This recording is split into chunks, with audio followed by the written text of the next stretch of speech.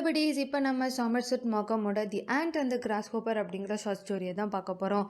இந்த கதையில் ரெண்டு பிரதர்ஸோட லைஃப்பையும் நம்ம சின்ன குழந்தையா கேட்ட and and the cross Hopper அப்படிங்கிற கதையையும் கம்பேர் பண்ணி சொல்லியிருக்காரு. அது என்ன கம்பேரிசன் அப்படின்னு வாங்க இப்போ தெரிஞ்சுக்கலாம். நாம் சின்ன வயசில் கேட்ட ஒரு மாரல் ஸ்டோரி தான் ஆண்ட் அண்ட் த கிராஸ்கோப்பர். இந்த கதையில் சம்மர் ஃபுல்லாக ஆண்ட் வேலை செஞ்சு வின்டருக்கான சாப்பாடை சேர்த்து வைக்கும். ஆனால் கிராஸ்கோப்பர் சும்மா பாட்டு பாடிக்கிட்டு லேசியாக டைமை ஓட்டிக்கிட்டு வின்டருக்கு ஃபுட்டும் இல்லாமல் ஷெல்டரும் இல்லாமல் கஷ்டப்படும். இந்த கதையோட மாரலாக என்ன சொல்லியிருப்பாங்க அப்படின்னா, லேசியாக இருந்தால் கடைசியில் கஷ்டம்தான் படணும், ஆண்ட் மாதிரி நல்ல வேலை பார்க்கணும், நல்லா உழைச்சா மட்டும்தான் ஒரு நல்ல ஃபார்ச்சூன் இருக்கும் அப்படின்ற மாதிரியான மாரலை சொல்லியிருப்பாங்க. ஆனால் இந்த மாரலில் சாமர்செட் மாகம்க்கு உடன்பாடு இல்லையா. அவர் பெருசாக காரணம்லாம் சொல்லலை, ஆனால் அவருக்கு இந்த மாரல் பிடிக்கலையா. கிராஸ் ஹோப்பரை நினச்சி பரிதாபம் படுறாரு. அதே போல் ஆண்ட்டை அவருக்கு பிடிக்காமலேயே போயிடுச்சான். கிட்டத்தட்ட ஆண்ட்டை பார்த்தா கூட நசுக்கி போட்டுருவாராம். அந்த அளவுக்கு அவருக்கு இந்த மாரல் மேலே ஒரு பிடிப்பு இல்லாமல் இருந்துச்சு. இப்படி இருக்கும்போது தான் ஒரு நாள் அவனோட ஃப்ரெண்டான ஜார்ஜ் ராம்சேவை ஒரு ரெஸ்டாரண்ட்டில் மீட் பண்ணுறாரு.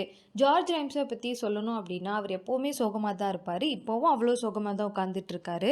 இவரோட சோகத்துக்கு பெரும்பாலும் இவரோட தம்பியான டாம் ராம்சே தான் காரணமாக இருப்பான். 20 வருஷமாக எந்த வேலையும் பார்க்காம குடும்பத்தையும் விட்டுட்டு ஊதாரியாக ஊர் சுற்றிக்கிட்டு இருக்கிற ஒரு பர்சன் தான் டாம். ஆனால் ஜார்ஜ் சொசைட்டியில் இருக்கக்கூடிய ஒரு மதிப்பிற்குரிய லாயரு. ஜார்ஜும் டாம் திருந்திடுவான் இப்போ திருந்திடுவான் அப்படின்னு சொல்லிட்டு அவன் கேட்கும் போதெல்லாம் காசு கொடுத்துட்டு தான் இருந்திருக்காரு. ஆனால் ஒரு கட்டத்தில் இவன் திருந்தவே மாட்டான் அப்படின்னு தெரிஞ்சதுக்கப்புறம் காசு கொடுக்கறத நிப்பாட்டியிருக்காரு. ஆனால் அப்பயுமே டாம் திருந்தாமல் அண்ணனை பிளாக்மெயில் பண்ணி காசு கேட்டிருக்கான். இந்த மாதிரி நீ எனக்கு காசு கொடுக்கல அப்படின்னா நான் போய் பாரில் வேலை பார்ப்பேன், டாக்ஸி ஓட்டுவேன், உன் ஃப்ரெண்ட்ஸ் முன்னாடி உன்னை அசிங்கப்படுத்துவேன் அப்படிங்கிற மாதிரி மிரட்டியே ஜார்ஜ் கிட்டேருந்து காசு வாங்கிட்டு இருந்திருக்கான். ஒரு தடவை டாம் அவனோட பிஹேவியர்னால ஜெயிலுக்கே போகிற நிலமை வந்துருச்சு. என்னடா அப்படின்னு பார்த்தாக்க, கிரான்ஷா அப்படிங்கிற ஒரு ஆள்கிட்ட இருந்து கடன் வாங்கியிருந்திருக்கான். அந்த காசை அவன் திரும்ப கொடுக்கல அப்படிங்கிறதுனால கிரான்ஷா டாம் மேலே ஒரு கேஸை போட்டிருக்கான். ஜார்ஜும் டாமை வெளியில் கொண்டு வர்றதுக்காக ஒரு 500 யூரோவை கிரான்ஷா கிட்ட கொடுத்து கேஸை வாபஸ் வாங்கிக்க சொல்லியிருக்கான். அவனும் அந்த காசை வாங்கிட்டு கேஸை வித்ட்ரா பண்ணியிருக்கான். ஆனால் அதுக்கப்புறமேட்டு தான் ஜார்ஜுக்கு தெரிஞ்சிருக்கு, கிரான்ஷாவும் டாமும் கூட்டு கலவானிங்க ஏமாற்றி ஜார்ஜ் கிட்டேருந்து காசை வாங்கிட்டு போயிருக்காங்க அப்படின்னு சொல்லிட்டு. அந்த காசை வச்சு மான்டே கார்லோவில் ஒரு வெக்கேஷன் போயிருக்கானுங்க ரெண்டு பேரும். இப்படி தான் 2 டிகேடாக டாம் அவனோட லைஃப்பை ஓட்டிகிட்டு இருக்கான். நல்ல ட்ரெஸ் பண்ணிக்குவான், டீசெண்டாக இருப்பான். ஆனால் கேம்பிளிங் பண்ணிவிட்டு ரேசிங் பண்ணிக்கிட்டு இப்படியே காலத்தை ஓட்டிக்கிட்டு இருக்கான். டாம்க்கு 46 வயசு ஆகுது. ஆனால் பார்க்க ஏதோ 35 வயசு ஆள் மாதிரி தான் இருப்பான். ஆனால் இவன் தொல்லை பண்ணியே ஜார்ஜ் 47 வயசு ஆள் தான். ஆனால் பார்க்க 60 வயசு ஆள் மாதிரி இருப்பான். ஜார்ஜ் நல்ல ஒரு ரெஸ்பெக்டட் ஃபேமிலி மேன். 25 வருஷமாக நல்ல லாயராக ஒர்க் பண்ணியிருக்கான். 55 வயசில் ரிட்டையர் ஆகிற மாதிரி இன்கம் எல்லாம் சேவ் பண்ணியிருக்கான். இப்படி ஒரு நல்ல ஹார்ட் ஒர்க்கிங் பர்சன் தான் ஜார்ஜ், ஆண்ட் மாதிரி. ஆனால் டாம் லேசியான பர்சன், கிராஸ் ஹோப்பர் மாதிரி. இப்படி 2 அண்ணன் தம்பியை பற்றியுமே சொல்லிட்டு இப்போ சாமர்செட் மாகம் அவரோட ஃப்ரெண்ட் ஜார்ஜ் கிட்ட போய் பேச ஆரம்பிக்கிறாரு. என்னடா இந்த தடவை உன் தம்பி என்ன பண்ணா அப்படின்னு சொல்லிட்டு ரொம்ப சோகமாக கேட்குற மாதிரி கேட்குறாரு. அதுக்கு ஜார்ஜ் என்ன சொல்கிறான் அப்படின்னாக்க, நான் ஹார்ட் ஒர்க் பண்ணேன், ரிட்டையர் ஆகி கண்ட்ரி சைட் போய் ஒரு நல்ல லைஃப்பை வாழ்வேன். அதே போல் இப்படி ஊதாரித்தனமாக இருக்கிற டாம் கடைசி காலத்தில் கஷ்டப்பட தான் போகிறான், நிச்சயமாக பிச்சை தான் எடுக்க போகிறான் அப்படின்னு சொல்லிட்டு அவர் சொல்கிறாரு. இதை கேட்ட மாகம் என்ன சொல்கிறாருன்னா, ஆமாண்டா பாவம் இந்த டாம் அப்படின்னு சொல்கிறாரு. பட் இதை அவர் சொன்னதுமே ஜார்ஜோட முகமே அப்படியே செகப்பாக மாறுது. கோவமாக அந்த டேபிளை தட்டிக்கிட்டே அவர் என்ன சொல்கிறாரு அப்படின்னா, ஆனால் அந்த டாம் கஷ்டப்படுவான் தானே நம்ம எல்லாருமே நினைக்கிறோம். அவன் என்னன்னாக்கா அம்மா வயசில் இருக்கிற ஒரு லேடியை கல்யாணம் பண்ணியிருக்கான்.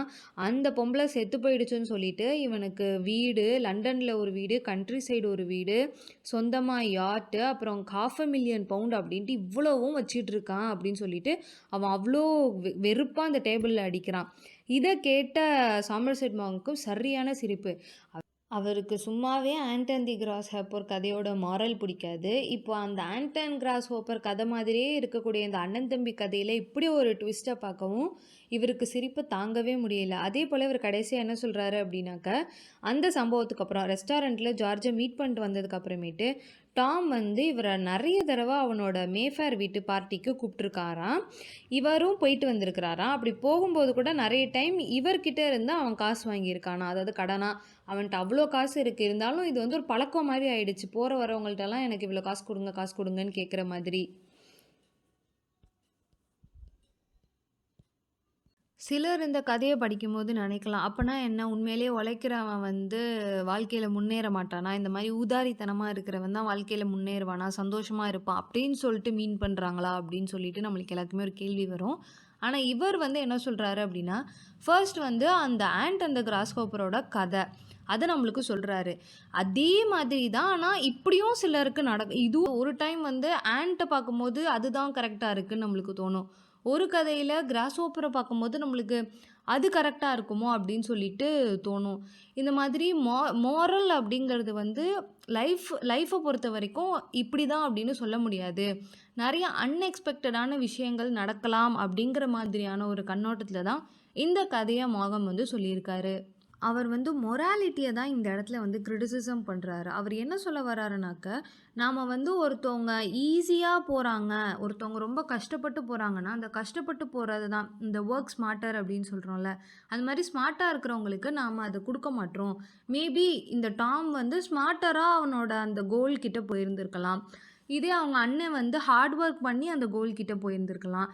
இதுதான் நம்ம பார்க்கணுமே தவிர, இவன் வந்து ஹார்ட் ஒர்க் பண்ணாததுனால இவனுக்கு ஃபெயிலியர் தான். இவன் ஹார்ட் ஒர்க் பண்ணதுனால இவனுக்கு சக்சஸ் தான் அப்படிங்கிற மாதிரியான மோராலிட்டி இருக்கக்கூடாது அப்படிங்கிறது தான் இவருடைய ஒரு ஹைலைட்டடான விஷயம். ஓகே பட்டீஸ், இந்த வீடியோ உங்களுக்கு புரிஞ்சிருக்கும்னு நினைக்கிறேன். ஏதாச்சும் டவுட்ஸ் இருந்துச்சுன்னா கமெண்ட் பாக்ஸில் கமெண்ட் பண்ணுங்க. அண்ட் என்ன சப்போர்ட் பண்ண மறந்துடாதீங்க. இந்த வீடியோ உங்களுக்கு ரொம்பவே யூஸ்ஃபுல்லாக இருந்துச்சுன்னா சூப்பர் தேங்க்ஸ் பட்டனை கிளிக் பண்ணி உங்கள் சப்போர்ட்டை கொடுங்க.